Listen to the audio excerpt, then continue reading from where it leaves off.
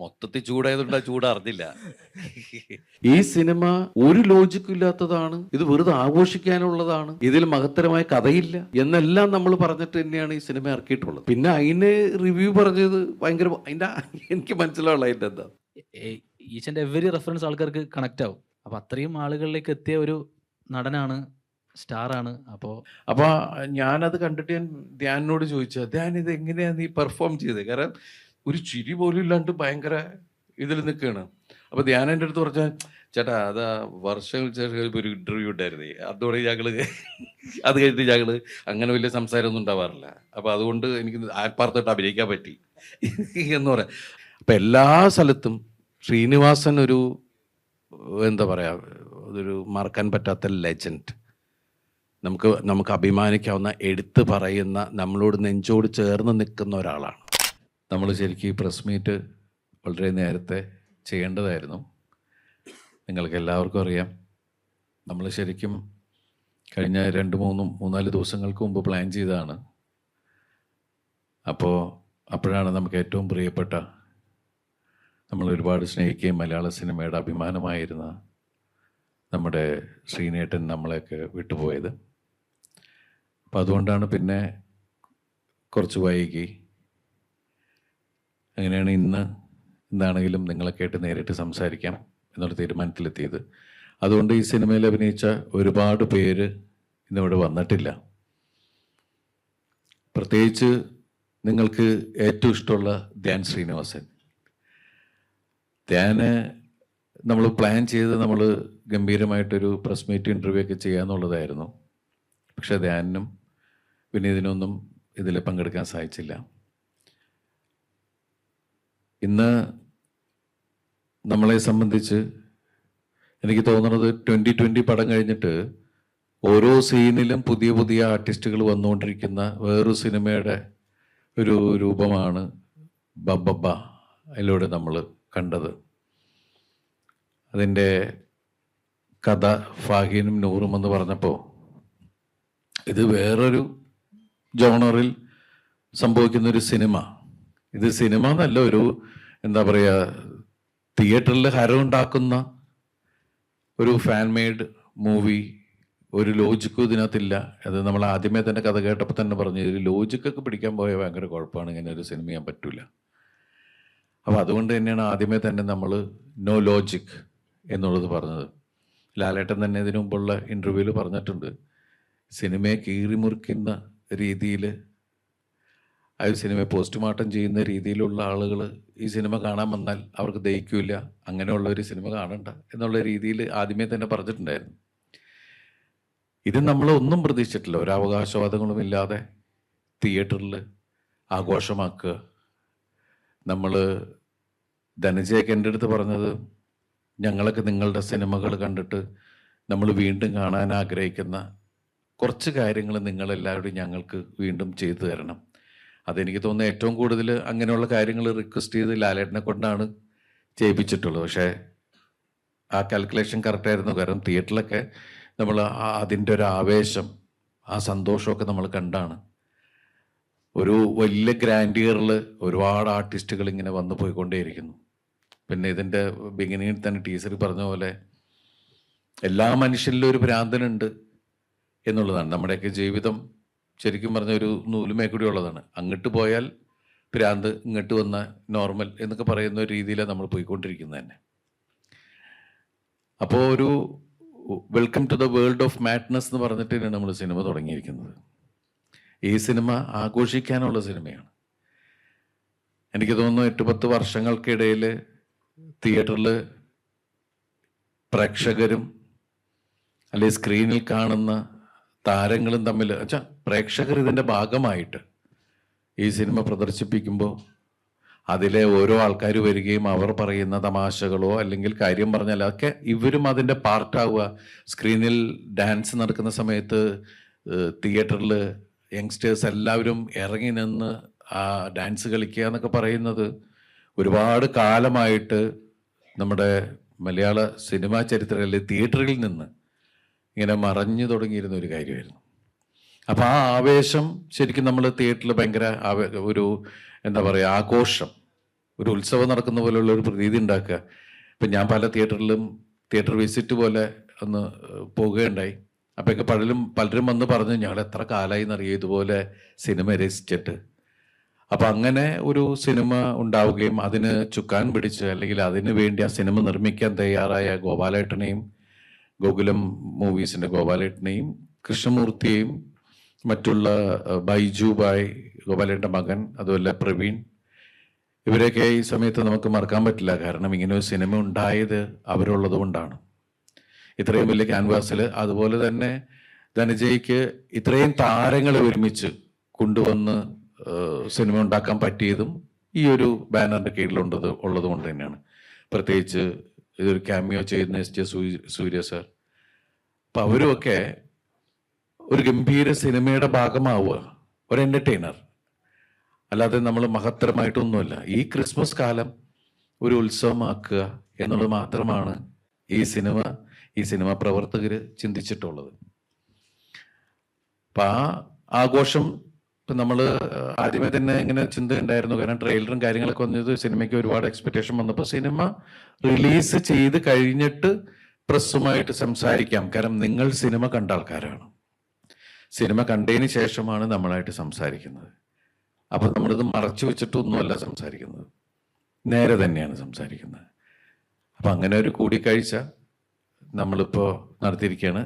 ഇനി മുന്നോട്ടുള്ള യാത്രയിലും നമ്മൾക്ക് ഈ സിനിമ വലിയ ഒരു രീതിയിൽ, എനിക്ക് തോന്നുന്നത് ഞാൻ അഭിനയിച്ച ഒരു സിനിമ, ഇതിപ്പോൾ എൻ്റെ സിനിമ മാത്രമല്ല, ഇദ്ദേഹത്തിൻ്റെ ധനഞ്ജയുടെ ആദ്യത്തെ സിനിമയാണ്.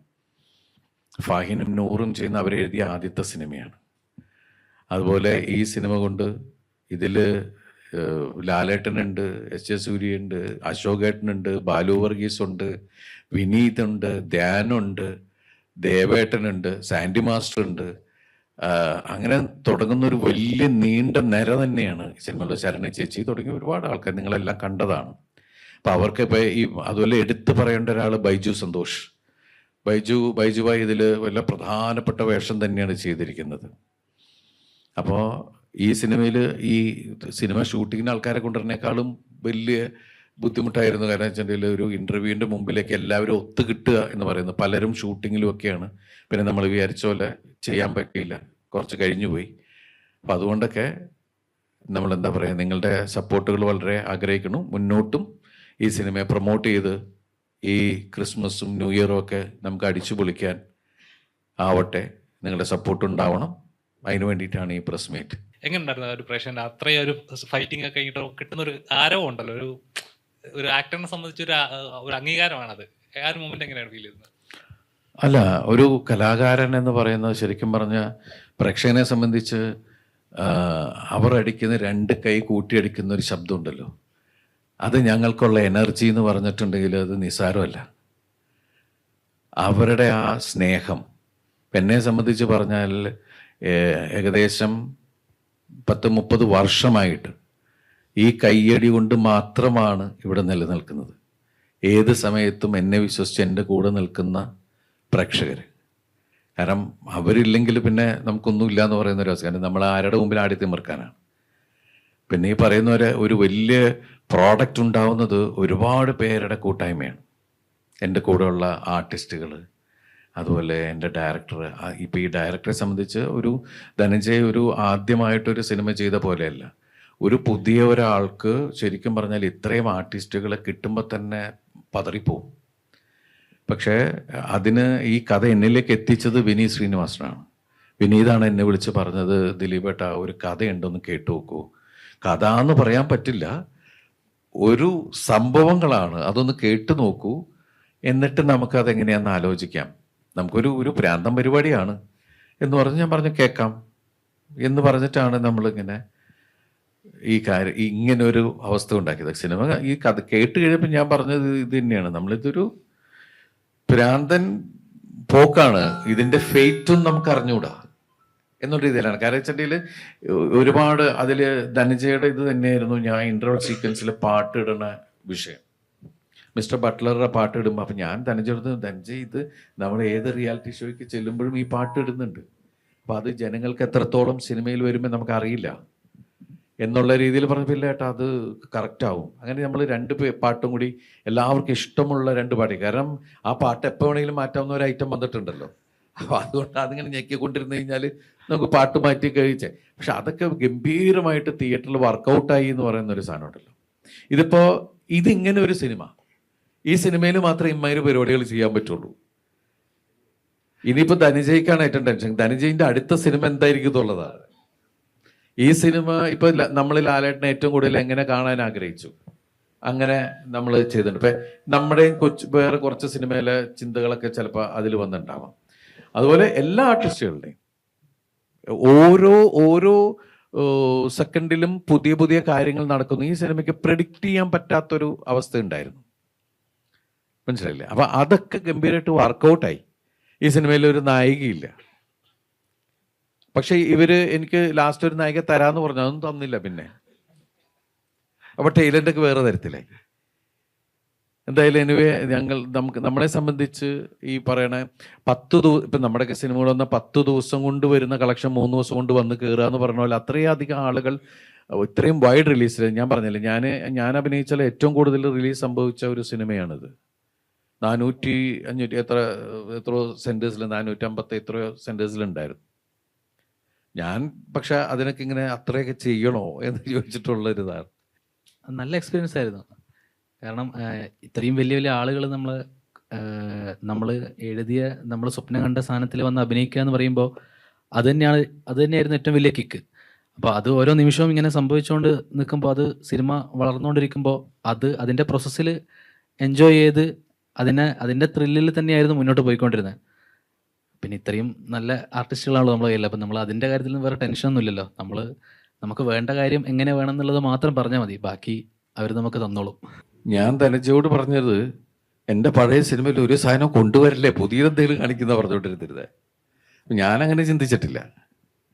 ഞാനെപ്പോഴും ധനജയോട് പറയും, അത് വേണോ, അത് പുതിയത് ഇല്ലാട്ടാ, ഇത് ഞങ്ങളുടെ ഒരു ഇതിന് സന്തോഷത്തിന് വേണ്ടിയിട്ടുള്ളതാണ് എന്ന് പറഞ്ഞിട്ടാണ്.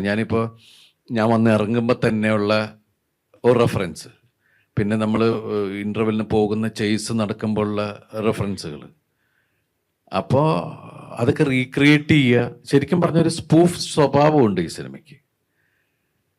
ലാലേട്ടനെ കൊണ്ട് നമുക്ക് കാണാൻ ആഗ്രഹിച്ച സാധനങ്ങൾ ഇപ്പോൾ പുള്ളി പറഞ്ഞ പോലെ ഒറ്റ സിനിമയിൽ തന്നെ അതിൻ്റെ മെയിൻ സാധനങ്ങളൊക്കെ എടുത്ത്, മുണ്ട് ഉരിയുള്ള അടി, കാല് ഇതാക്കല്, അങ്ങനെ ഒരുപാട് സാധനങ്ങൾ. പിന്നെ ഇതൊരു ലാലേട്ടൻ തന്നെ പറഞ്ഞ സാധനം, ഇതൊരു എന്താ പറയുക, ഒരു വെറുതെ ഹൈപ്പ് ഉണ്ടാക്കുക എന്താ പറയുക. അതാണ് തുമ്മുമ്പയ്ക്കും മണ്ണൊക്കെ ഇങ്ങനെ എയറിലേക്ക് പോകുക. സാധാരണ അങ്ങനെ അറിയാം, അഭിനയിച്ചുകൊണ്ടിരുന്ന് കഴിഞ്ഞിട്ട് പല സാധനം എടാ ഇങ്ങനെയൊക്കെ ആരെങ്കിലും ഉണ്ടാവോടാ, ഇത് നമ്മളെടുത്ത് ചോദിക്കും, എന്ത് മനുഷ്യന്മാരല്ലേ അത് എന്നൊക്കെ ചോദിച്ചിട്ട്. കാരണം നമ്മളിപ്പുറത്ത് വേറെ തരത്തിൽ അതിനെ എൻജോയ് ചെയ്ത് നമ്മൾ തന്നെ അതിനെ ക്രിട്ടിസൈസ് ചെയ്ത് വേറൊരു ലോകമാണത്. ഇങ്ങനെ കുറേ ആൾക്കാർ. പിന്നെ ഇതിൻ്റെ സ്ക്രിപ്റ്റ് എന്ന് വെച്ചാൽ കുറേയൊക്കെ ഇപ്പോഴത്തെ ഒരു വേർഷനിൽ ആൾക്കാർക്ക് കൂടുതൽ ബുദ്ധി എന്ന് പറയുന്നൊരു സാധനത്തെ കരച്ചാൽ ഒരുപാട് ക്ലാരിറ്റി കൊടുക്കണ്ട. അത് ജനത്തിന് ഇപ്പം നന്നായിട്ട് മനസ്സിലാവും. അത് ഇങ്ങനെയാണ് കണക്റ്റഡ്. സിനിമ ടോട്ടൽ കണക്ട് ചെയ്ത് വരുമ്പോൾ എല്ലാം നമ്മുടെ ആൾക്കാരാണ്, വിനീതിൻ്റെ ടീം മാത്രമാണ് ഓപ്പോസിറ്റ് നിൽക്കുന്നത് എന്ന് പറയുന്ന ഒരു കണക്ഷനിൽ ഇങ്ങനെ കൊണ്ടുവന്ന് എത്തിക്കുക എന്ന് പറയുന്ന ഒരു രീതിയൊക്കെ ഉണ്ട്. അപ്പോൾ ആ സ്പൂൺ ഫീഡിങ് അങ്ങനെയുള്ള സാധനങ്ങളൊക്കെ മാറ്റി നിർത്തിയിട്ടാണ് പിന്നെ ഇപ്പം നിങ്ങൾ കണ്ട സിനിമയിലേക്ക് എത്തിയത്. അല്ല, ഞാനിപ്പോൾ സിനിമയിൽ വന്നിട്ട് ഏകദേശം 34 വർഷമായി. നമുക്ക് ഓരോ സിനിമയും അല്ലെങ്കിൽ ഓരോ ദിവസവും പാഠപുസ്തകം പോലെയാണ്. സിനിമ ഇതൊരു വലിയ കടൽ പോലെയാണ്. ഇതൊന്നും പഠിച്ചാൽ തീരൂല എന്ന് പറഞ്ഞാൽ ദിവസം ഓരോ സംഭവങ്ങൾ കണ്ടുപിടിച്ചുകൊണ്ടേയിരിക്കുന്നു. നമ്മുടെ മുമ്പിലേക്ക് കുറച്ച് കഴിഞ്ഞിട്ടാണ് എത്തുന്നത്. ഇപ്പോൾ ഇൻ്റർനെറ്റ് മറ്റുള്ള കാര്യങ്ങൾ ഉള്ളതുകൊണ്ട് നമ്മൾ എല്ലാ കാര്യങ്ങളും അപ്പം പറയുന്നു, ഇന്ന നടക്കുന്നുണ്ട്, ഇങ്ങനെ സാധനം വരുന്നുണ്ട്. പക്ഷെ അത് നമ്മുടെ മുമ്പിലേക്ക് എത്താൻ ചിലപ്പോൾ കുറച്ച് വേഗമായിരിക്കും. പക്ഷെ നമ്മൾ ഇന്നും ആസ് എ സ്റ്റുഡൻ്റ് എന്നുള്ള രീതിയിൽ തന്നെയാണ്. കാരണം പുതിയത് കണ്ടുപിടിക്കുക. പിന്നെ പുതിയ ശരിക്കും ഞാൻ ഇവരോടൊക്കെ പറയേണ്ടത്, നമ്മളെക്കാൾ അറിവുള്ള ടെക്നീഷ്യൻസിൻ്റെ കൂടെ തന്നെയായിരിക്കണം നമ്മൾ വർക്ക് ചെയ്യേണ്ടത്.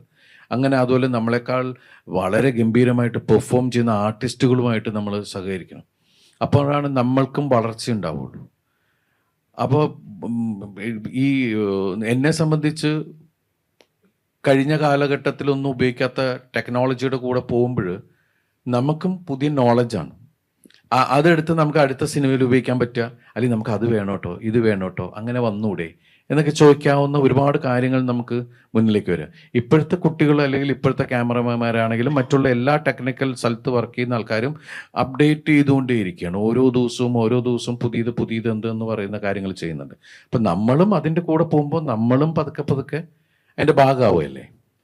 ഞാൻ ഈ പടങ്ങൾക്ക് മുമ്പ് ഇതിനു മുമ്പുള്ള സംവിധായകരുടെ കൂടെ ചെയ്തുകൊണ്ടിരുന്നപ്പോൾ നിങ്ങൾ പറഞ്ഞു ഇയാൾക്ക് പുതിയ സംവിധായകരൊന്നും ഇല്ലേ. അത് ഇപ്പം ഞാൻ വന്ന പുതിയ സംവിധായകരുടെ കൂടെ പോകാന്ന് വിചാരിച്ചാൽ അതും കുഴപ്പമെന്ന് പറയരുത് കേട്ടോ. ഇല്ല, ഇഷ്ടമാണ്. ഇഷ്ടമാണ്. ഞാൻ ഏറ്റവും കൂടുതൽ പുതിയ സംവിധായകരുടെ കൂടെ തന്നെ എത്രയോ വർഷങ്ങൾക്ക് മുമ്പ് വന്നു തുടങ്ങിയിട്ടുള്ള ആളാണ് ഞാൻ ചെയ്തിട്ട് എത്രയോ സിനിമകളുണ്ട്. പുതിയ ആൾക്കാരുടെ കൂടെ ചെയ്തിട്ടുണ്ട്, പുതിയ നായകന്മാരുടെ കൂടെ അഭിനയിച്ചിട്ടുണ്ട്, പുതിയ സംവിധായകർ സുന്ദരദാസ് തുടങ്ങിയിട്ട് ഇങ്ങനെ അങ്ങനെ ഒരുപാട് പേരുടെ സിനിമയിൽ അഭിനയിച്ചു. ജോണി ആന്റണി, ഞാൻ തന്നെ പ്രൊഡ്യൂസ് ചെയ്ത ആദ്യത്തെ സിനിമ ജോണിയുടെ ഞാൻ നിർമ്മിച്ചാണ്. അന്ന് ജോണി പുതിയ ആളാണ്. അങ്ങനെ ഒരുപാട് പേരുടെ സിനിമകൾ നമ്മൾ ചെയ്തിട്ടുള്ളതാണ്. ഇപ്പോൾ മലവാടി ആർട്സ് ക്ലബ്ബ് ചെയ്യുമ്പോൾ വിനീതിൻ്റെ ആദ്യത്തെ സിനിമയാണ്, അത് നിർമ്മിച്ചത് നമ്മൾ തന്നെ. അപ്പോൾ പുതിയതായാലും പഴയതായാലും കണ്ടന്റ് എന്ത് എന്നുള്ളതാണ് നമ്മളിലേക്ക് പുതിയ സിനിമ അല്ലെങ്കിൽ പുതിയ കണ്ടന്റ് ആര് കൊണ്ടുവരുന്നു എന്നുള്ളതാണ്, പഴയതായാലും പുതിയതായാലും. കാരണം ഇപ്പോഴത്തെ ഒരു ട്രെൻഡിൽ പോകുന്നത് കണ്ടന്റിനാണ് പ്രാധാന്യം. ആർട്ടിസ്റ്റ് എന്നുള്ളതിനേക്കാൾ ഉപരി ഇപ്പോൾ സിനിമകൾ ഓടുന്ന കാണുമ്പോൾ നമുക്ക് മനസ്സിലാവുന്നത് എന്ത് കണ്ടന്റ്. നിങ്ങൾക്ക് സിനിമ ഇഷ്ടാവുണ്ടോ, അതിലെ പ്രമേയം ഇഷ്ടാവുണ്ടോ എന്നാണ് നോക്കുന്നത്. ഇന്ന താരം വരുന്നതുകൊണ്ട് ഈ സിനിമ ഇത്ര ദിവസം ഓടും അങ്ങനെയൊന്നും പണ്ടുണ്ടായിരുന്നു. അത് നമുക്കൊരു ഗ്യാരണ്ടി പോലെ ഉണ്ടായിരുന്നു, ഇന്ന ആർട്ടിസ്റ്റിന്റെ സിനിമ നമുക്കൊരു മിനിമം ഗ്യാരണ്ടി എന്ന്. ഇത് നമുക്ക് അങ്ങനെ പറയാൻ പറ്റൂല. സിനിമ മോശമാണ് എന്നൊരു ഫീൽ കിട്ടിയാൽ നോൺ ഷോയ്ക്കുള്ളിൽ അത് അറിഞ്ഞാൽ ആ രാത്രിക്കുള്ളിൽ ആ ഒറ്റ ദിവസത്തെ കളക്ഷനുള്ളൂ. അത് കഴിഞ്ഞാൽ പിറ്റേ ദിവസം തുടങ്ങി നമ്മൾ കാണുന്നുണ്ട് ആ സിനിമ വിട്ടു. അപ്പൊ പ്രമേയത്തിനാണ് ഇപ്പോഴത്തെ വാല്യൂ കൊടുക്കുന്നത്. അത് ആരുടെ സിനിമയിലും പ്രമേയം നന്നായാൽ സിനിമ അത് ക്യാരി ചെയ്ത് സിനിമ എടുത്തുകൊണ്ട് ഓടുക എന്ന് പറയില്ലേ. അപ്പോൾ പുതിയ സംവിധായകര് നല്ല നല്ല സംഭവങ്ങളായിട്ട് വരട്ടെ. പഴയ സംവിധായകർ എൻ്റെ സുഹൃത്തുക്കൾ തന്നെയാണ്, അവർ നല്ല സംഭവമായിട്ട് വന്നാൽ ഞാൻ അവരുടെ കൂടെ പോകും. ശരിക്കും ഇതേപോലെ ഒരു കഥാപാത്രം കിട്ടാനാണ് വെയിറ്റ് ചെയ്തിരുന്നത്. എനിക്ക് ഫ്രീഡായിട്ട് ഇല്ല, എൻ്റെ ഫ്രീഡത്തിന് ഇതിനകത്ത് ഞാനൊന്നും ചെയ്തിട്ടില്ല. കാരണം ഇവർ കൺസീവ് ചെയ്ത സിനിമയാണ്. അല്ല, നമ്മുടെ കഥാപാത്രത്തിന്റെ ഒരു ഫ്രീഡം അല്ല, അതാ ഞാൻ പറഞ്ഞത്. ഈ കഥാപാത്രം എന്ത് ചെയ്യുമ്പോഴും ഞാൻ ഇവരോട് ചോദിക്കുന്നത് ഞാൻ ശരിയാണോ ചെയ്യുന്നത്, ഇതിങ്ങനെ മതിയോ, ഇത് ഇത്രത്തോളം മതിയോ എന്ന് ഇവർ ഓക്കെ പറയുന്ന ആ രീതിക്ക് തന്നെയാണ് ഞാൻ പോയിട്ടുള്ളത്. മനസ്സിലായില്ലേ? കഥാപാത്രം എന്ന് വെച്ചിട്ടുണ്ടെങ്കിൽ അതിൻ്റെ അളവ് പോലും നിശ്ചയിച്ചത് ഇവരാണ്. ഇങ്ങനെ ഇതാണ് നമുക്ക് വെച്ചാൽ അതിപ്പോൾ അതിലെ എല്ലാ ആർട്ടിസ്റ്റുകളും ലാലേട്ടൻ വരെ എപ്പോഴും ഞാൻ കണ്ടതിൽ ഏറ്റവും കൂടുതൽ ഒരു ഡയറക്ടറെ എന്താ പറയുക ഭയങ്കര വാല്യൂ കൊടുത്ത് ഡയറക്ടർ പറയുന്നത് അങ്ങനെ തന്നെ മീൻസ് ഒരു ഇതുമില്ലാണ്ട് പുള്ളിക്ക് അത് ഓക്കെ ആണെങ്കിൽ ഓക്കെ, അത് പുള്ളിക്ക് ഇഷ്ടമാണോ ഇല്ലേ എന്നുള്ളതല്ല, ആ ഡയറക്ടർ എന്താഗ്രഹിക്കുന്നു അത് കൊടുക്കുന്നു. നമ്മൾ ചിലപ്പോൾ ആർഗ്യുമെന്റിലെങ്കിലും പോകും, അല്ല അത് കുഴപ്പമാവണില്ലേ, അത് ഇതാവണില്ലേ എന്ന് ചോദിക്കുന്ന ലാലേട്ടൻ 1-2 തവണ പറയും. അത് കഴിഞ്ഞപ്പോൾ ലാലേട്ടൻ അത് വിടും. ശരി, അദ്ദേഹത്തിന് അതാണ് ആവശ്യമെങ്കിൽ കൊടുത്തേക്കാം. നമ്മൾ പിന്നെ ആർഗ്യൂ ചെയ്തത് വാങ്ങിച്ച് നമുക്ക് ചോദിക്കാൻ നിൽക്കും, നമ്മുടെ രീതിക്ക് ആക്കാൻ ശ്രമിക്കും. ആക്കാൻ രീതിക്കല്ല, നമ്മൾ പറഞ്ഞത് അത് വേണ്ടേ എന്ന് പറയുന്ന സ്ഥലത്തേക്ക് ചിലപ്പോൾ ആയിരിക്കും. പക്ഷെ ഈ സിനിമയിൽ എല്ലാവരും ഇവർ ഉണ്ടാക്കിയ ഇവർ കണ്ട സിനിമയിലേക്കാണ് നമ്മളെല്ലാം. ഈവൻ ഞാൻ അത്ഭുതപ്പെട്ടത് ഇദ്ദേഹത്തിന്റെ ഗുരുവാണ് വിനീത് ശ്രീനിവാസൻ. ഈ വിനീത് പോലും ഞാൻ എന്താ ചെയ്യേണ്ടതെന്ന് ചോദിച്ചപ്പോ എന്ന് പറയുന്ന ഒരു സാധനം ഉണ്ടല്ലോ.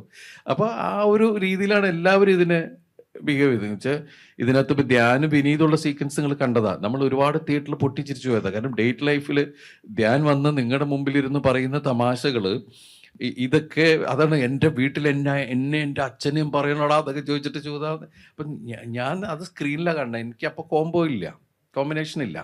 അപ്പോൾ ഞാനത് കണ്ടിട്ട് ഞാൻ ധ്യാനോട് ചോദിച്ചു, ധ്യാൻ ഇത് എങ്ങനെയാണ് നീ പെർഫോം ചെയ്തത്? കാരണം ഒരു ചിരി പോലും ഇല്ലാണ്ട് ഭയങ്കര ഇതിൽ നിൽക്കുകയാണ്. അപ്പോൾ ധ്യാൻ എൻ്റെ അടുത്ത് പറഞ്ഞാൽ, ചേട്ടാ അതാ വർഷങ്ങൾക്ക് ഒരു ഇൻ്റർവ്യൂ ഉണ്ടായിരുന്നേ, അതോടെ അത് കഴിഞ്ഞിട്ട് ഞങ്ങൾ അങ്ങനെ വലിയ സംസാരമൊന്നും ഉണ്ടാവാറില്ല. അപ്പോൾ അതുകൊണ്ട് എനിക്ക് ആത്മാർത്ഥമായിട്ട് അഭിനയിക്കാൻ പറ്റി എന്ന് പറയാം. അപ്പോൾ അതൊക്കെ ആ ഒരു എന്ന് പറഞ്ഞിട്ട് അതിൻ്റെ പേരിൽ വിനീന് ദേഷ്യമോ അതൊന്നുമല്ല. അപ്പൊ ആ ഒരു രസകരമായിട്ട് വിനീതും ധ്യാനും ഒക്കെ ഇതിന്റെ കൂടെ തന്നെ നിൽക്കുക. കാരണം ഇതൊരു സ്പൂഫാണ്. ഇപ്പൊ വിനീത് തന്നെയാണ് ഈ മറ്റേ ചെന്നൈ എന്ന് പറഞ്ഞ കാര്യം പറഞ്ഞിട്ടുള്ള സ്ഥലം. കാരണം അത് വിനീതിന്റെ ഉള്ളിൽ അത് ഭയങ്കര കുഴപ്പമാണെങ്കിൽ ധനഞ്ജയ് ഒരിക്കലും അത് ചെയ്യില്ല. എനിക്ക് തോന്നുന്നു ഞാൻ കാണുമ്പോൾ അത് ഡബ് ചെയ്ത് വെച്ചത് വിനീത് തന്നെയാണ്. കാരണം എന്ന് വെച്ചിട്ടുണ്ടെങ്കിൽ അത്രയും ആ സിനിമയെ സ്പൂഫായിട്ട് കാണുകയും മറ്റുള്ളവർ കളിയാക്കുന്നതിനെ ഉൾക്കൊണ്ടിട്ട് തന്നെയാണ്. അപ്പോൾ ഒരു വിശാലമായ മനസ്സ് എന്ന് പറയുന്ന ഒരു സാധനമുണ്ട് ഇതിനകത്ത്.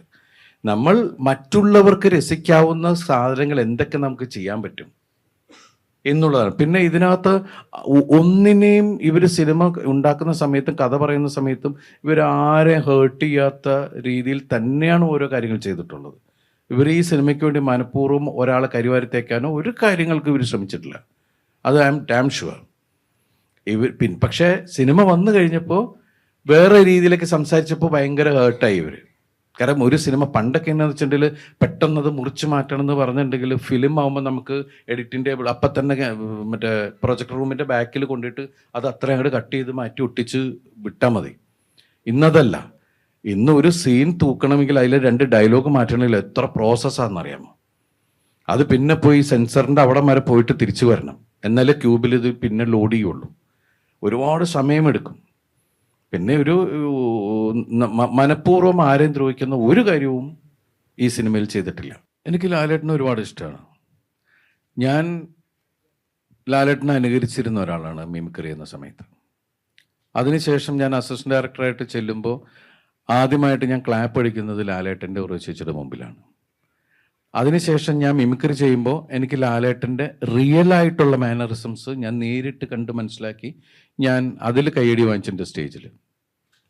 സിനിമയിലെ ആൾക്കാരുടെ മുമ്പിലും റിയൽ മോഹൻലാൽ എന്താണ്, എങ്ങനെ പെർഫോം ചെയ്യണേ എന്നുള്ള രീതിയിലും ഞാൻ പെർഫോം ചെയ്യണം.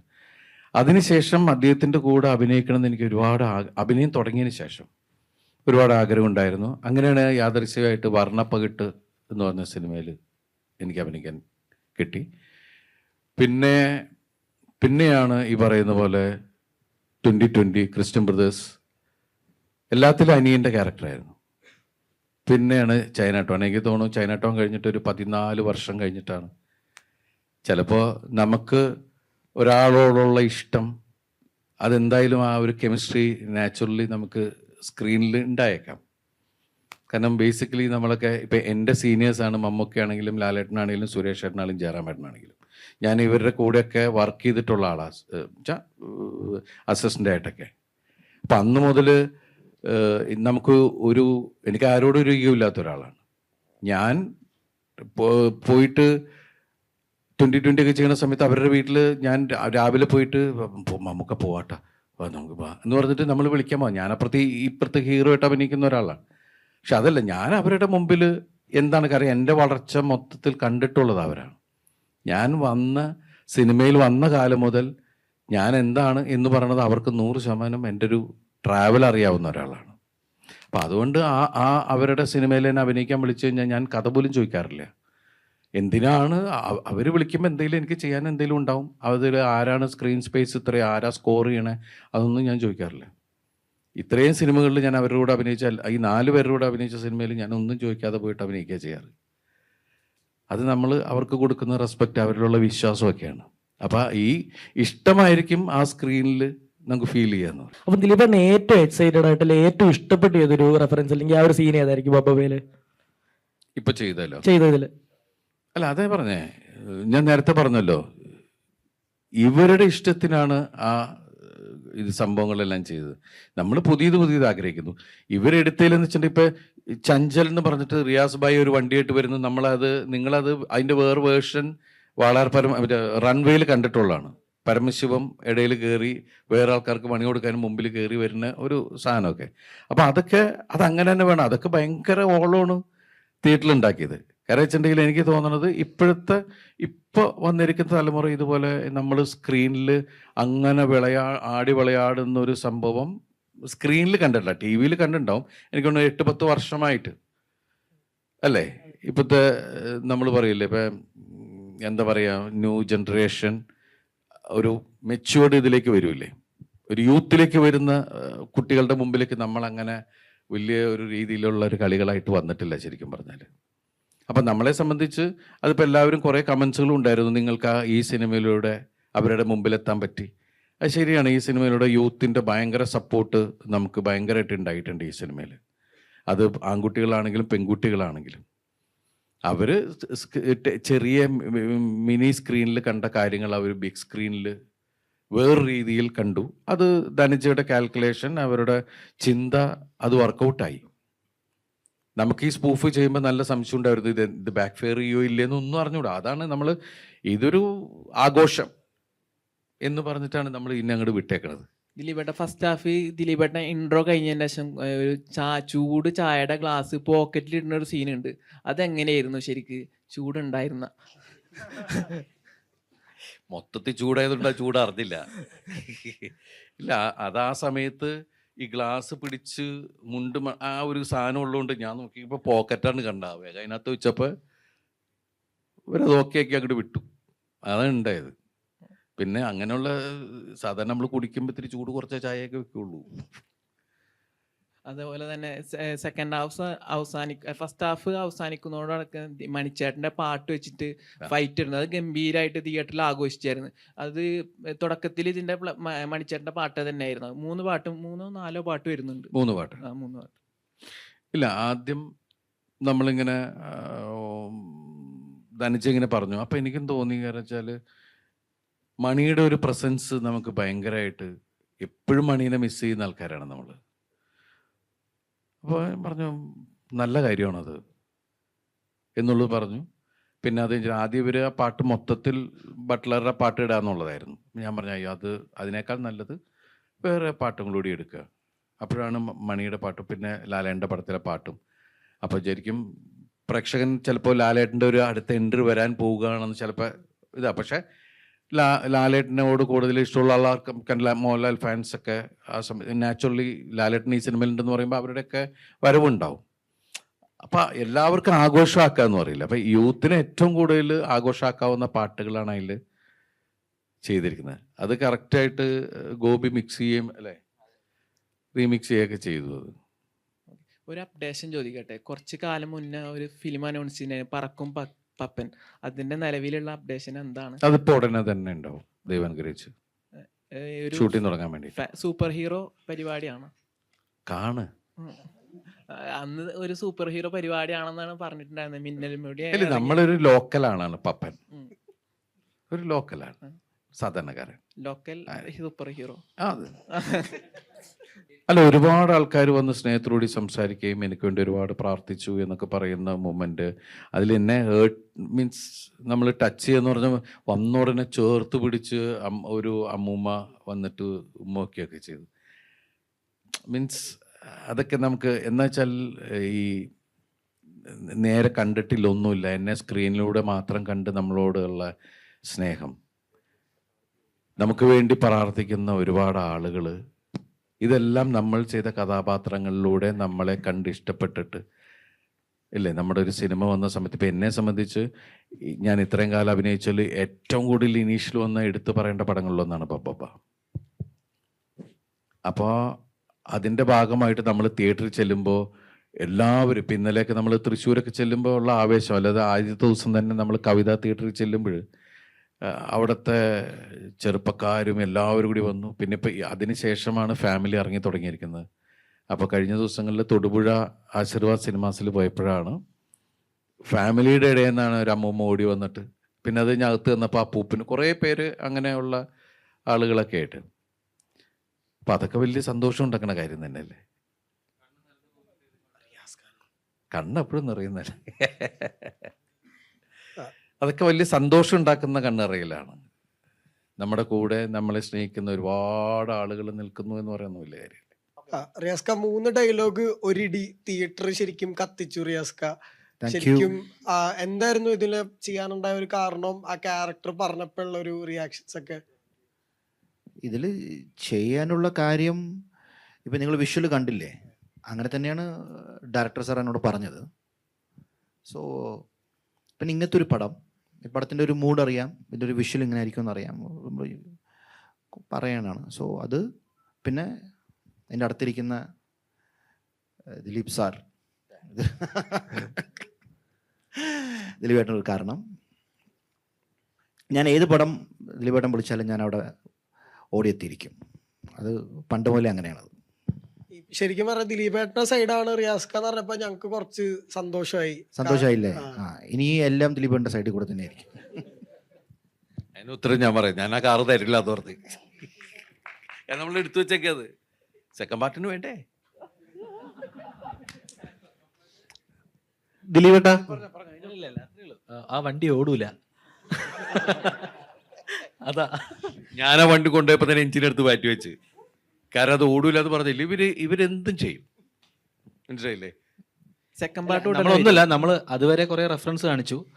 അവിടുന്ന് നമ്മുടെ പടത്തിൻ്റെതായ 2 വണ്ടികൾ എന്നുള്ള രീതിയിലാണ് ആ 2 വണ്ടി നമ്മളവിടെ കൊണ്ടുവന്നത്.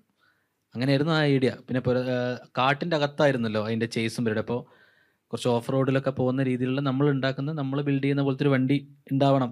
ഈ പടത്തിലെ വണ്ടി എന്ന് അറിയപ്പെടാൻ പറ്റുന്ന രീതിയിലൊരു വണ്ടി ഉണ്ടാവണം എന്നൊരു ആഗ്രഹം ഉണ്ടായിരുന്നു. കാരണം ഇത്രയും സമയം നമ്മൾ കുറേ റെഫറൻസും ഒക്കെ കാണിച്ചു. അപ്പോൾ അവിടെ നമുക്ക് നമ്മളേതായ ഒരു സിഗ്നേച്ചറുള്ള എന്തെങ്കിലും ഒരു സാധനം കൊടുക്കണം എന്നുള്ള ആഗ്രഹത്തിൽ ഉണ്ടാക്കിയതാണത്.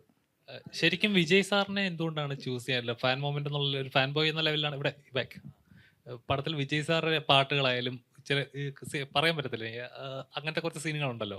എന്തുകൊണ്ടാണ് വിജയ് സാറെ റെഫർ ചെയ്യാനുള്ള കാരണം എന്താണ്? വിജയ് ഫാൻസിനെ അട്രാക്ട് ചെയ്യാം എന്നുള്ളതുകൊണ്ടാണോ, അതോ വിജയ് ഫാൻ എന്നുള്ള ലെവലിലാണോ?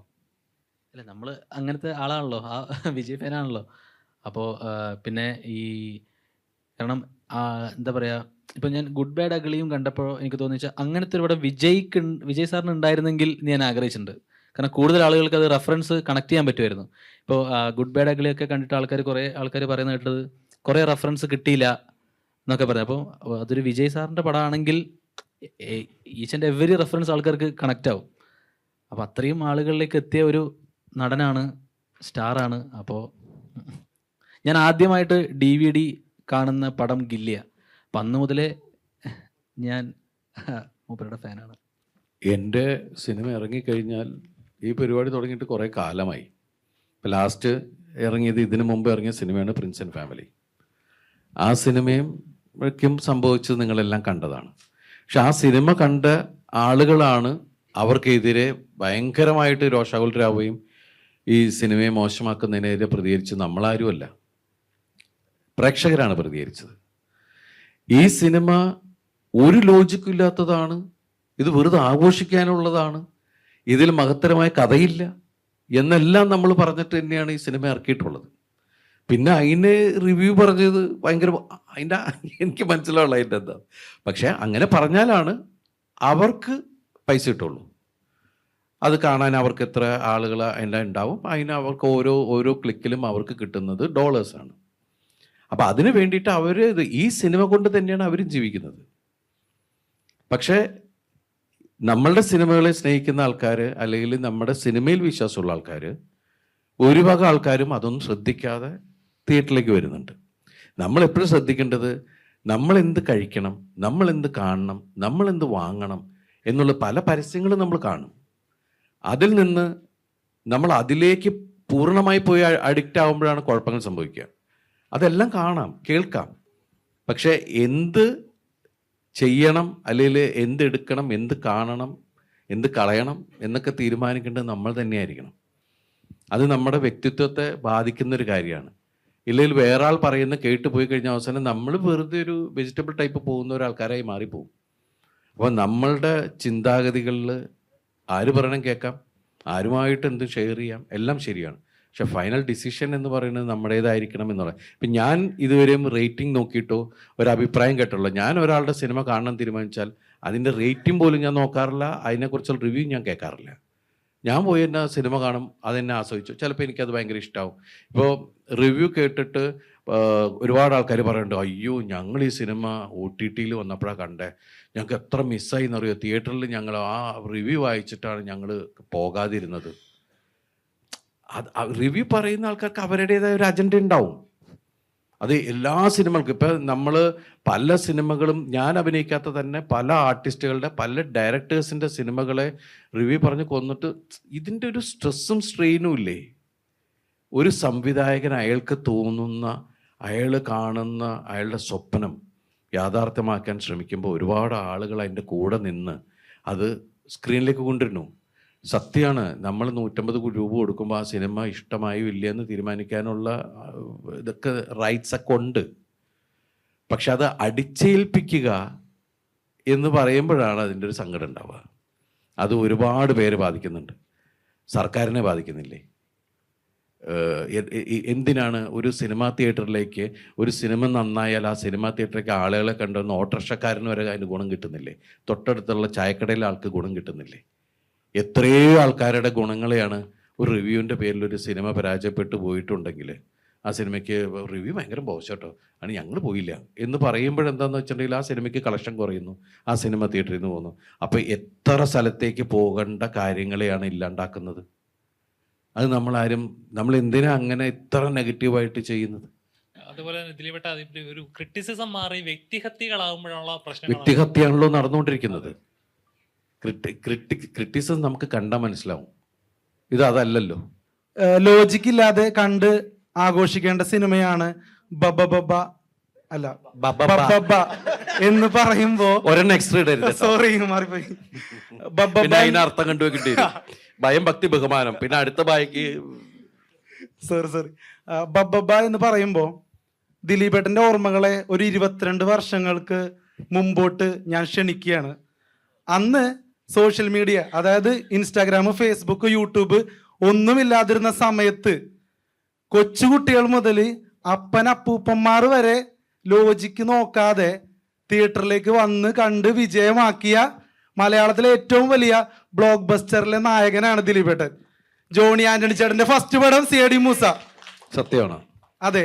അപ്പോ ആ സിനിമ എൻ്റെ ഓർമ്മ ശരിയാണെങ്കിൽ, ഞാൻ കേട്ടത് ശരിയാണെങ്കിൽ, അടൂർ ഗോപാലകൃഷ്ണൻ സാറിന് പോലും ഫേവറേറ്റ് ആയ സിനിമയാണ് CID മൂസ എന്ന് പറയുന്നുണ്ട്. അതെ. ഓക്കെ.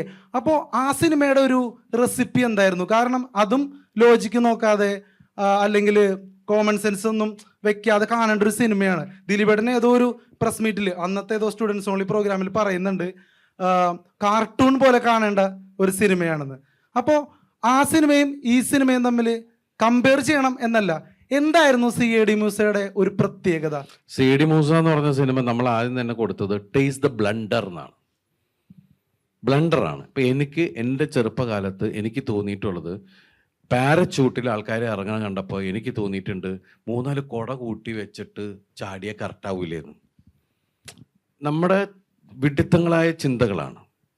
അങ്ങനെയുള്ള കാര്യങ്ങൾ വെച്ചിട്ടാണ് ആ സിനിമയിൽ പറഞ്ഞ ഒരുപാട് ഡയലോഗ്സുകൾ ശരിക്കും പറഞ്ഞിട്ടുണ്ടെങ്കിൽ നമ്മൾ മറ്റേ എന്താണ് ഓവറാക്കണ കാര്യം പറഞ്ഞില്ലേ, എല്ലാം ഓവറാക്കിയല്ലേ ആളുകൾ ശ്രദ്ധിക്കൂ എന്നൊക്കെ പറയുന്ന രീതിയിലുള്ള ഡയലോഗ്സുകൾ, അങ്ങനെ ഒരുപാട് സാധനങ്ങൾ അതിനകത്ത് നിന്ന് വന്നിട്ട്. ഇപ്പം എനിക്ക് തോന്നുന്നത് ഇതിനകത്ത് നമ്മൾ ചില ആൾക്കാർ പുഴുവൊക്കെ അടിക്കൂലേ, പുഴുവൊക്കെ അടിക്കുന്ന സമയത്ത് അല്ലെങ്കിൽ ഒന്ന് തള്ളാൻ നിൽക്കുന്ന സമയത്ത് എനിക്ക് തോന്നിയത് ലാലേട്ടൻ ഇതിനകത്ത് പറയണ്ടേ ജയ എന്ന് പറയുമ്പോൾ ഒരു ബ്ലോക്കിന് ജയ, ഈ ജയ എന്നുള്ള പേര് മിക്കവാറും ആൾക്കാരെ എടുത്തിട്ട് എന്തെങ്കിലും പറയാം ജയ എന്ന് പറയാവുന്ന സാധനങ്ങൾ പോലുള്ള എനിക്ക് മീൻസ് പുള്ളി പെർഫോം ചെയ്യുന്ന സമയത്ത് എനിക്ക് തോന്നിയിട്ടുണ്ട്. നമ്മളെല്ലാം ഇനി ഭാവിയിലേക്ക് ചിലപ്പോൾ ഇതെടുത്ത് യൂസ് ചെയ്യുന്നു. അപ്പൊ ദിലീപേട്ട ആഗ്രഹം കൊണ്ട് ചോദിക്കുകയാണ്, CID മൂസയ്ക്ക് ഒരു 2ാം ഭാഗം ഉണ്ടാവും? നമുക്ക് റെഡിയാക്കാന്ന്. കാരണം വെച്ചാൽ ഈ തരത്തിലെ സിനിമ അന്ന് അതൊരു പരീക്ഷണ ചിത്രമായിരുന്നു. ആ സിനിമ ആദ്യം സെൻസർ കഴിഞ്ഞിട്ട് അതിന്റെ കോപ്പി എടുക്കുന്ന സമയത്ത് തിരുവനന്തപുരത്തുള്ള അതിന്റെ നമ്മുടെ ആ പടത്തിന്റെ PR തന്നെ കുറെ പേരുണ്ടായിരുന്നു. ആ സിനിമ ഇരുന്ന് കാണുമ്പോൾ ഞാൻ ചോദിച്ചു എങ്ങനെയുണ്ടെന്ന് ചോദിച്ചു. അത് ഇത് എന്നൊക്കെ പറഞ്ഞിട്ട്, കാരണം ഏത് തരത്തിലെ സിനിമയാണ്, നാളെ ഇതിനെന്ത് സംഭവിക്കാൻ പോകണമെന്നൊന്നും ആർക്കും അറിഞ്ഞൂടാ. പക്ഷെ നമുക്കൊരു തോന്നലുണ്ടല്ലോ, നമുക്ക് തോന്നിയ മണ്ടത്തരങ്ങളും നമുക്ക് തോന്നിയ ചില ഇങ്ങനെ ആയിക്കൂടെ എന്നൊക്കെ തോന്നുന്ന കാര്യങ്ങൾ ചെയ്തൊരു സിനിമയാണത്. ആ സിനിമ ഇപ്പം 2-3 തലമുറയായിട്ട് ആ കുറിച്ച് സിനിമയെ കുറിച്ച് സംസാരിക്കും. നമ്മൾ ഇന്നും അതിന്റെ 2ാം ഭാഗത്തെ കുറിച്ച് സംസാരിക്കുന്നത്. റീ റിലീസ് പ്ലാൻ ഉണ്ടോ? റെഡിയാക്കി വെച്ചിട്ടുണ്ട്. നിങ്ങൾ നിർബന്ധിച്ച 2026 CID മൂസ റീ റിലീസ് ഉണ്ടാവോ? വേണോ? വേണം. നമ്മളിത് കൊണ്ടുവന്നിട്ട് അവസാനം പ്രിന്റ് ആൻഡ് പബ്ലിസിറ്റി കാശ് കൊടുക്കാൻ പറ്റാൻ ടൈപ്പ് പോരുത്. ഇല്ല ലോജിക്കില്ലെന്ന് ആദ്യമേ പറഞ്ഞേക്കാട്ടോ ആ പടത്തില്. കാരണം എനിക്കെന്താ അറിയാമോ, എനിക്ക് നിങ്ങൾ ഒരു കാര്യം ഉറപ്പ് പറയണം, ഞാൻ ആ സിനിമയും കൊണ്ട് വരുമ്പോ അതിന് റിവ്യൂ പറഞ്ഞു കൊല്ലാൻ വരരുത്. ഇല്ല ഇല്ല ഇല്ല. ഇപ്പൊ ഈ മീശമാധവന്റെ കാര്യം പറയുകയാണെങ്കിൽ അന്ന് അതിന്റെ ഡ്യൂറേഷന്റെ കാര്യത്തിൽ ലാൽ ജോസ് ഒരു ഇന്റർവ്യൂ പറഞ്ഞിട്ടുണ്ട്. ഡ്യൂറേഷൻ കാരണം ചിലപ്പോൾ പടം പരാജയപ്പെടുമെന്നൊരു ടെൻഷൻ വന്നിട്ടുണ്ടെന്ന് പറഞ്ഞിട്ടുണ്ട്. അപ്പോൾ അന്നൊക്കെ സിനിമയിൽ വർക്ക് ചെയ്യുമ്പോൾ എല്ലാവരും സീനിയർ ആർട്ടിസ്റ്റുകളാണ്. ഇപ്പോൾ ജഗതി ചേട്ടനായിക്കോട്ടെ, സലീമായിട്ടാണ്, അവരുടെ കൂടെയൊക്കെ വർക്ക് ചെയ്യുമ്പോൾ അന്നത്തെ സിനിമകളിലും ഇപ്പോൾ സിനിമകളിൽ പുതു തലമുറകളിലെ ആർട്ടിസ്റ്റുകളൊക്കെ ഇപ്പോൾ ധ്യാൻ ചേട്ടനൊക്കെ ആയിട്ട് വർക്ക് ചെയ്യുമ്പോൾ ധ്യാൻ ചേട്ടൻ തന്നെ പറഞ്ഞിട്ടുണ്ട്, മറ്റേ പ്രിൻസ് ആൻഡ് ഫാമിലിയുടെ ഇതിൻ്റെയൊക്കെ ആവശ്യമുണ്ടോ, അത്രയും എഫേർട്ടിൻ്റെ ആവശ്യമുണ്ടോ എന്നൊക്കെ ചോദിച്ചിട്ടുണ്ട് ഞങ്ങളോട്. അപ്പോൾ ഇപ്പോൾ അവരുടെ കൂടെ വർക്ക് ചെയ്യുമ്പോഴും പഴയതും തമ്മിൽ എന്തോ വ്യത്യാസമാണ് എന്താണ് സിനിമയിൽ? അല്ല, എഫേർട്ട് എവിടെയും വേണം. എഫേർട്ട് എടുക്കാൻ എല്ലാവരും എഫേർട്ട് എടുക്കണമെന്നില്ല. ആരെങ്കിലും ഒരാൾ എഫേർട്ട് എടുത്തില്ലേ കാര്യങ്ങൾ നടക്കില്ലല്ലോ, അല്ലേ? അപ്പം അതിന് മുമ്പിൽ നിൽക്കുന്ന ഒരു 3-4 പേര് അതിനെക്കുറിച്ച് സിൻസിയറായിട്ട് സംസാരിക്കും, ചർച്ച ചെയ്യും, എന്നുണ്ടാണ് ഫോർ എ ബെറ്റർ പ്രോഡക്റ്റ്. അതിന് വേണ്ടിയിട്ടുള്ള ശ്രമമാണ്. പിന്നെ ഞാൻ കണ്ടതിൽ എനിക്ക് പുതിയ തലമുറയിൽ വന്ന ടാലൻറ്റഡ് ആയിട്ടുള്ള നല്ല സെൻസിബിൾ ആയിട്ടുള്ള ഒരാളാണ് ധ്യാൻ. ഞാൻ നേരത്തെ ധ്യാനെ പരിചയപ്പെട്ട നിമിഷം മുതൽ എനിക്ക് മനസ്സിലായി ഇവനിൽ സംഭവമുള്ള ഒരാളാണ്. ഇത്രയും സംഭവമുണ്ട്, ചങ്കൂറ്റമുണ്ട്, പറയേണ്ട കാര്യങ്ങൾ സിൻസിയറായിട്ട് മുഖത്തേക്ക് പറയാനും അറിയാം, നർമ്മമുണ്ടവനിൽ. അതിന് ഒരുപാട് ക്വാളിറ്റീസ് ഉള്ള ആളാണ്. അതുപോലെ തന്നെ പുതിയ തലമുറയിൽ ഒരുപാട് പേരുണ്ട് അതിന് വേണ്ടിയിട്ട്. ഈ സൈന്യം സിനിമയിൽ ആകെ 2 ഡയലോഗായിട്ടാണ് ആ സിനിമയിൽ അഭിനയിക്കാൻ വന്നത്. പക്ഷേ അതിൽ ത്രൂ ഔട്ട് ഡയലോഗ് ദിലീപേണ്ണൻ ഉണ്ടാക്കുന്ന ഈ ലാൽ ജോസ് സാർ എവിടെയോ ഇൻ്റർവ്യൂവിൽ പറഞ്ഞിട്ടുണ്ട്. അപ്പോൾ അതിൻ്റെ ഒരു ടെക്നിക്ക് എന്താണ്? അത് നമ്മൾ ജീവന്മാരുടെ പോരാട്ടം പറയില്ല, അവർക്ക് എന്തെങ്കിലുമൊക്കെ ഇതുള്ള ആഗ്രഹം ഉണ്ടല്ലോ, അതിനു വേണ്ടിയിട്ടുള്ള ശ്രമമാണ്. നമ്മളൊക്കെ കൊച്ചു കൊച്ചു വേഷങ്ങൾ ചെയ്തു വന്ന ആൾക്കാരല്ലേ. അതിൽ നിന്നാണ് ദൈവം അനുഗ്രഹിച്ച് ഈ ഒരു അവസ്ഥയിലേക്ക് എത്തിയത്. അന്ന് തുടക്കം ഞാൻ ലാലും എനിക്ക് തോന്നുന്നു ചമ്പക്കുളത്തച്ഛൻ എന്ന് പറഞ്ഞ സിനിമയിൽ വിനീതിൻ്റെ അപ്പുറം നിൽക്കുന്നുണ്ട്. പിന്നീട് അതിന് ശേഷം വിനീത് ഒരുമിച്ച് സിനിമ ചെയ്യാൻ പറ്റി. അങ്ങനെ ഇതൊക്കെ ഒരു ദൈവാനുഗ്രഹത്തിൽ പോകുന്ന കാര്യങ്ങളാണ്. സാഗരം സാക്ഷിയിൽ ഒരു ഷോട്ടിൽ തന്നെ. അപ്പം അവിടെ നിന്ന് ഉള്ള യാത്ര എന്ന് പറഞ്ഞാൽ ഒരുപാട് പേരുടെ സപ്പോർട്ടും ഒക്കെയാണ്. അല്ലാണ്ട് നമ്മുടെ മിടുക്ക് മാത്രമല്ല, പിന്നെ ദൈവാനുഗ്രഹം, ഒരു ഭാഗ്യം. പക്ഷെ അന്ന് ആ ഒരു ക്യാരക്ടർ മലയാള സിനിമയ്ക്ക് ആവശ്യമായിരുന്നു. ഏതാണ്? ഒരു റോസാപ്പൂവായിട്ട് ഒരു പെൺകുട്ടിയിലെ അന്ന് ഞാൻ സാറിൻ്റെ കൂടെ, ഞാൻ കമൽ സാറിൻ്റെ കൂടെ മാത്രമേ അസിസ്റ്റൻ്റ് ആയിട്ട് വർക്ക് ചെയ്തിട്ടുള്ളൂ. പിന്നെ ഞാൻ ജോർജ് സാറിൻ്റെ കൂടെ വർക്ക് ചെയ്തിട്ടുള്ളൂ. എൻ്റെ ഗുരുസ്ഥാനത്തുള്ള ഒരാളാണ് ജോർജ് സാർ. ഇന്നും അദ്ദേഹത്തിൻ്റെ കൂടെ സിനിമ ചെയ്യുമ്പോൾ ഇന്നും അസിസ്റ്റന്റ് ഡയറക്ടർ തന്നെയാണ്. കമൽ സാറിൻ്റെ കൂടെ ചെയ്യുമ്പോഴും കമൽ സാറിൻ്റെ അസിസ്റ്റന്റ് ആയിട്ട് തന്നെയാണ്. അത് തന്നെയാണ് ഇപ്പോൾ ലയൺ എന്ന് പറഞ്ഞ സിനിമ രാഷ്ട്രീയപരമായിട്ട് സീരിയസ് ആയിട്ട് ചെയ്യുന്ന സിനിമയാണ്. ഇപ്പോൾ വേറൊരു ഒരു ആർട്ടിസ്റ്റ് ചെയ്തെങ്കിൽ ഒരു പക്ഷേ അതിൻ്റെ മീറ്റർ മാറി ഇച്ചിരി സീരിയസ് ആവേണ്ട സിനിമയാണ്. ദിലീപേണ്ണൻ്റെ കറക്റ്റ് മീറ്റർ എവിടേക്കാണ് കോമഡി അവിടെ കോമഡി, സീരിയസ് ആവേണ്ട സ്ഥലത്ത് സീരിയസ്, കയ്യടിക്കേണ്ട സ്ഥലത്ത് കയ്യടി. അപ്പോൾ അങ്ങനെ ചെയ്യുമ്പോൾ ഒരു ഇതെന്താണ്, ഇപ്പോൾ ദിലീപേണ്ണല്ല വേറൊരു ആർട്ടിസ്റ്റാണ് ചെയ്യണമെങ്കിൽ ആ പടം എങ്ങനെയാവുമെന്ന് തോന്നിയിട്ടുണ്ടോ? അല്ല, നമ്മൾ അതിൽ നർമ്മത്തിൽ കൂടിയാണ് ആ സിനിമ പറഞ്ഞിരിക്കുന്നത്. എന്നാൽ അത് അയാളുടെ ഹീറോയിസും ഉണ്ട്. കാരണം അന്ന് എനിക്ക് തന്നെ, ഞാൻ ജോർജ് സാറിനോട് ചോദിച്ചിട്ടുണ്ട്, സാർ ഇതിന് ഞാൻ ഓക്കെ ആണോ? കാരണം ഒരു സംസ്ഥാനത്തിൻ്റെ ഹോം മിനിസ്റ്റർ ആയിട്ടാണ് അഭിനയിക്കുന്നത്, മനസ്സിലായില്ലേ? അപ്പോൾ അതിന് ഞാൻ ഓക്കെ ആണോ എന്നുള്ള രീതിയിലാണ്. പക്ഷെ ദൈവം അനുഗ്രഹിച്ച് എനിക്ക് ഇഷ്ടപ്പെട്ട സിനിമകളിൽ ഒന്ന് തന്നെയാണ്. ആ സിനിമ നന്നായി ഓടുകയും ചെയ്താണ് ആ സമയത്ത്. ദിലീപേട്ട എവിടെ?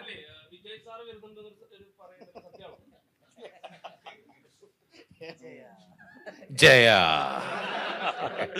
ദിലീപേട്ട എവിടെ? ദിലീപേട്ട ഇവിടെ.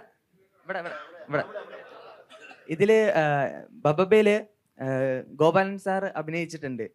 അപ്പൊ ആളിനെ കൺവിൻസ് ചെയ്യാൻ പാടായിരുന്നോ അതോ എങ്ങനെയായിരുന്നു?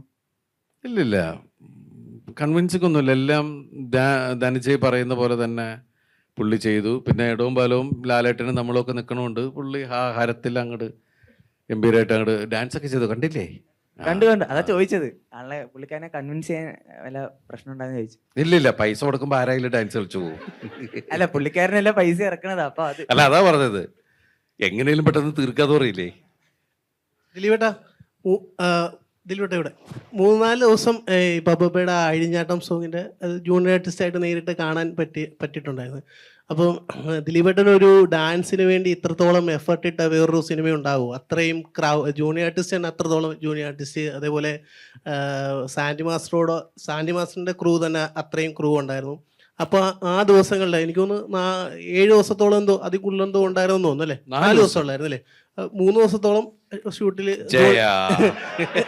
3 ദിവസം അതിനകത്ത് ജൂനിയർ ആർട്ടിസ്റ്റായിട്ട് കാണാൻ പറ്റി, നേരിട്ട് കാണാൻ പറ്റി. അപ്പോൾ അത്രത്തോളം ഒരു എഫേർട്ട് മറ്റേതെങ്കിലും ഒരു ഡാൻസ് സീനിന് കൊടുത്തിട്ടുണ്ടോ എന്ന് എനിക്കറിയില്ല. ആ ദിവസങ്ങളിലെ ഒരു എക്സ്പീരിയൻസ് എന്തെങ്കിലും ഒന്ന് ഷെയർ ചെയ്യാൻ പറ്റുമോ?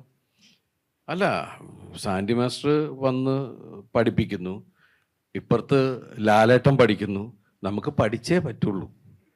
കാരണം എന്താ വെച്ചിട്ടുണ്ടെങ്കിൽ പിന്നെ 2 പേരും അത്ര യൂണിഫോമിൽ ചെയ്യണം. ഇവരാണ് ഭയങ്കര ഷാർപ്പായിട്ട് പഠിപ്പിക്കുന്നു. ലാലേട്ടൻ എന്ത് ചെയ്യുമ്പോഴും അതിനൊരു ഗ്രേസ് ഉള്ള ഒരാളാണ്. അപ്പോൾ നമ്മൾ അത് രണ്ടും നോക്കിക്കണ്ട് ചെയ്യുക എന്ന് പറയുന്നൊരു കാര്യമുണ്ട്. പിന്നെ അതിനു മുമ്പ് എനിക്ക് സത്യം പറഞ്ഞ ഡാൻസ് എന്ന് പറഞ്ഞാൽ ഭയങ്കര ഭയമുള്ള ഒരാളാണ്.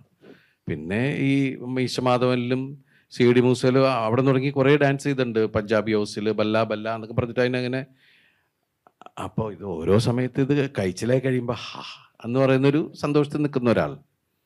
ദിലീപേട്ട, ഞാൻ ഒരിക്കൽ കൂടി ഇടപെട്ടോട്ട് ചോദ്യങ്ങൾ ആവർത്തിച്ചുകൊണ്ടിരിക്കുന്നുണ്ട്. ഏറ്റവും ഒടുവിലെ ക്വസ്റ്റ്യൻ ആയിട്ട് നിങ്ങൾ കൂടെ അംഗീകരിക്കണം. ദിലീപേട്ട ഇടപെട്ടോട്ടെ. ലാസ്റ്റ് ക്വസ്റ്റ്യൻ ആണ്. ദിലീപേട്ട, ഇപ്പൊ മലയാളത്തില് ഒരേപോലെ ചിരിപ്പിക്കുകയും ചിന്തിപ്പിക്കുകയും ചെയ്യുന്ന ഒരു കലാകാരനായിരുന്നു ശ്രീനിവാസൻ സാർ. അദ്ദേഹം ചെയ്തു വെച്ചിരിക്കുന്ന സിനിമകൾക്ക് വേറൊരു മറ്റൊരു കമ്പയർ ചെയ്യാൻ പോലും പറ്റത്തില്ല. അതേപോലെ ആണ്, അദ്ദേഹത്തെ ലെജൻഡാണ്. ഇന്നും റെഫർ ചെയ്യുന്ന സിനിമകളിലെ സ്ക്രിപ്റ്റ് എന്ന് പറഞ്ഞാൽ അദ്ദേഹത്തിന്റെ സ്ക്രിപ്റ്റുകളാണ് നമ്മൾ റെഫർ ചെയ്യുന്നത്. അപ്പം ഇനി അങ്ങനത്തെ ഒരു സിനിമകൾ അതേപോലെ ചിരിപ്പിക്കുക ഇന്നത്തെ ഒരു സൊസൈറ്റിയിൽ അതേപോലത്തെ സിനിമകൾ മിസ് ചെയ്യുന്നുണ്ട്. അദ്ദേഹത്തിനെ കുറിച്ചൊരു ഓർമ്മകൾ എന്തെങ്കിലും പറയാൻ പറ്റുമോ സാർ? അല്ല, അദ്ദേഹം നമ്മുടെ മലയാള സിനിമയ്ക്ക് കിട്ടിയ ഏറ്റവും മറ്റുള്ള ഇതുപോലെ ഒന്നും അല്ല. എന്നുവെച്ചാൽ റൈറ്റർ എന്നുള്ള രീതിയിൽ അദ്ദേഹം ഉണ്ടാക്കിയിരിക്കുന്ന സിനിമകളിലൂടെ വന്നിരിക്കുന്ന കഥാപാത്രങ്ങൾ സമൂഹത്തിലെ ആക്ഷേപഹാസ്യത്തിൽ നമ്മളെ ചിരിപ്പിക്കുകയും ചിന്തിപ്പിക്കുകയും ചെയ്തിട്ടുള്ള ഒരാളാണ്. ജെന്യുവിനായിട്ടുള്ള ഒരാൾ, മനുഷ്യസ്നേഹി, പിന്നെ നല്ല ചങ്കൂറ്റൊരാൾ, പിന്നെന്താ പറയുക, അത്രയും ഡിഫറെൻ്റ് ആയിട്ടുള്ള സിനിമകൾ, നല്ല കലാസ്വാദകൻ, presence of mind, humour sense. അത് എനിക്കറിയില്ല ഇനി അങ്ങനെ ഒരു അവതാരം ഉണ്ടാവുമോ എന്നൊന്നും അറിയില്ല. പക്ഷേ ഞാൻ വളരെ ഭാഗ്യവാനാണ് ആ കാര്യത്തിൽ. ഞാൻ അസിസ്റ്റന്റ് ഡയറക്ടറായി തുടങ്ങിയ ആ സമയം മുതലുള്ളൊരു അടുപ്പമുണ്ട്. അദ്ദേഹം എല്ലാ തരത്തിലുള്ള സിനിമകളെയും ഉൾക്കൊണ്ടിട്ടുള്ള ഒരാളാണ്.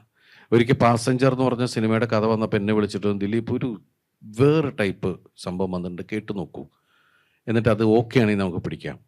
അപ്പം എൻ്റെ അടുത്ത് ഞാൻ കഥ പറഞ്ഞ് കേട്ടപ്പോൾ ചോദിച്ചിട്ട് ഇത് വേറെ തരത്തിൽ. എനിക്ക് തോന്നുന്നു ന്യൂ ജനറേഷൻ സിനിമയുടെ തുടക്കം ആ സിനിമയാണ് പാസഞ്ചർ. ആ പാസഞ്ചർ എന്ന് പറഞ്ഞ സിനിമയിൽ വേറെ തരത്തിലുള്ള അതിനും ഈ സ്ക്രിപ്റ്റിലും ഒക്കെ ശ്രീനേട്ടൻ്റെ സൂപ്പർവൈസേഷൻ എന്ന് പറയുന്ന പോലെ കയ്യും ഒക്കെ ഉണ്ട് ആ സിനിമയിൽ. അപ്പോൾ അതുപോലെ ഡയറക്ടറായിരുന്ന സമയത്ത് അദ്ദേഹം 2 സിനിമയല്ലേ ചെയ്തുള്ളൂ. ആ 2 സിനിമയും നമുക്ക് എടുത്തു വെക്കുന്ന 2 സിനിമകൾ തന്നെയായിരുന്നു.